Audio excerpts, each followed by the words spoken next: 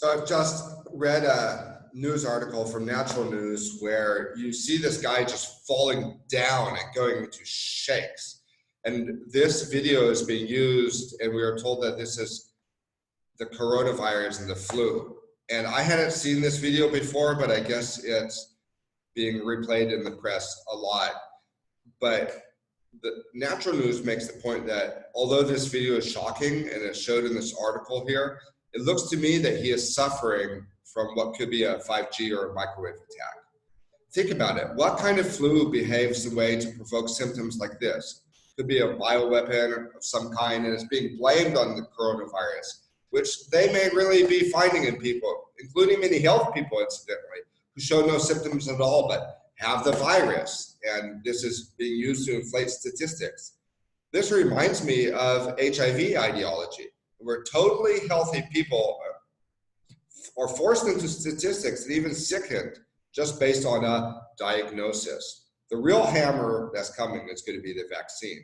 And they play the real cases against the non-cases and juggle some numbers here and there and run an alarm there. And then you have the population totally convinced that these diseases are real. They look the other way at the real threats that are facing humanity.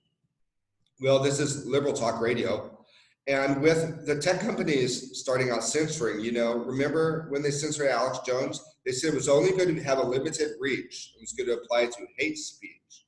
Now this week, YouTube has announced that in the run-up to today's straw poll in Iowa, elections, caucuses, I don't know what they're doing, but it's gone totally wrong and nobody was able to vote and the whole thing's in chaos. But YouTube announced they were going to be banning any videos dealing with certain aspects of the candidates' lives and positions, including ones that violate the US law and Constitution. Birther-esque videos are going to be banned. The 2012 birther controversy just called and wanted something back. Interesting how in YouTube's wording, though, they are the arbiters of what is false or true. They say any false videos or videos making false claims. And this is in itself is a type of relativism that they have to even be the judges. Since always before, it was up to journalists to prove their case showing credible material. And then people had their own minds and they could choose to accept something or not, but you had to show credible material. This is going to last throughout the entire election.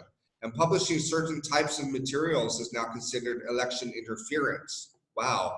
What independent journalists in publishing is now on a par with a foreign power interfering, also something just as nebulous as footing. So you're interfering with elections if you're publishing certain types of material. That's like the type of control they have in third world countries. They are rewriting the customs of journalism, or attempting to. It would mean that 20 years ago, journalists wouldn't be able to cover the drug dealing of the Bush and Clinton crime families, or even question the truth about September 11th. The real crime here, and one of the original sins of the 20th century, is how big business stole the 2004 election through rigged voting machines. And that's still going on.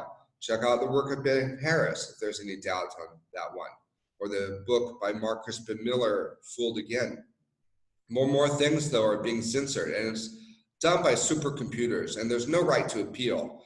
I'm seeing how many times artificial intelligence just gets it wrong, even as they've been coming after links that I've made to mainstream publications. Business Insider. Facebook sent me a punitive message threatening to limit my overall reach for all my posts if I went ahead and linked to something from Business Insider. And I wasn't even linking to it from any questionable website. I rarely do Google searches anymore, but I did a Google search about this simulation, Event 201, that simulated the coronavirus. And they told me, no, go ahead and publish that and you run the risk. So I just realized that people haven't been allowed to comment on my YouTube videos, including one a few days ago that in just 4 days has gotten over 600 views. I guess it's what you call a hit, but I had it marked that it was okay for children. And I did that because it didn't have any sexual content or any profanity. But then I realized, oh, all those 600 people and 20 plus people who liked it, they weren't able to interact with me. So now I'm going back and changing the settings on these videos, and I'm hopefully I can get to the point where I can approve comments, but then they can appear. But going from videos that are just 2 or 3 views or 1 or 2 hits, if I'm lucky, or 1 or 2 likes, I mean, to have this video that over a few days gets over 600 views is really incredible. So I'm going to be inviting comments. Okay, well, that's all for now. Toodaloo.